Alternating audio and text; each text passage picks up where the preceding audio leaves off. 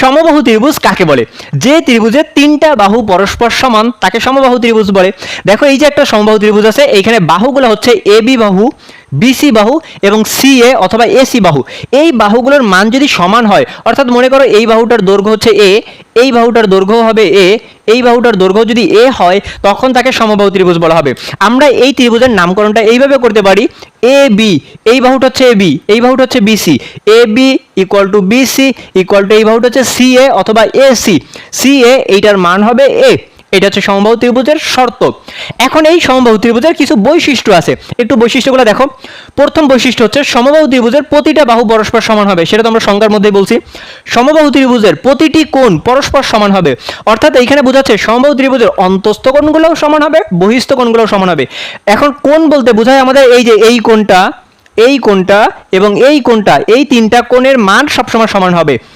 এরপরের শর্ত দেখো, সমবাহু ত্রিভুজের অন্তস্থ কোণের মান হবে, অন্তস্থ কোণের মান হবে 60 ডিগ্রি। অন্তস্থ কোণ মানে কোনটা?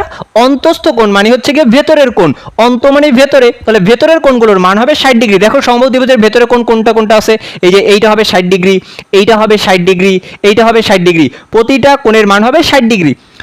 পরের শর্ত দেখো, সমবাহু ত্রিভুজের বহিস্থ কোণের মান হবে 120 ডিগ্রি, বহিস্থ কোণের মান হবে 120 ডিগ্রি।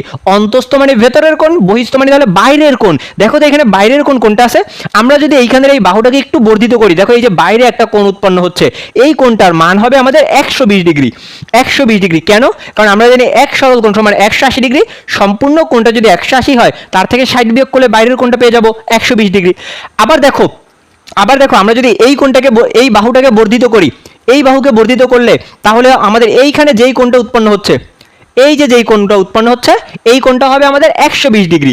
120 ডিগ্রি কারণ এক সরল কোণ 180, 180 থেকে ভেতরে 60 বিয়োগ করলে 120 পেয়ে যাবো। এবার যদি আমরা এই বাহুটাকে বর্ধিত করি তাহলে এইখানেও যেই কোণ উৎপন্ন হবে এই কোণটার মানও হবে 120 ডিগ্রি। অর্থাৎ আমাদের অন্তস্থ কোণগুলো হবে 60 ডিগ্রি করে, বহিস্থ কোণগুলো হবে 120 ডিগ্রি করে। বুঝছো?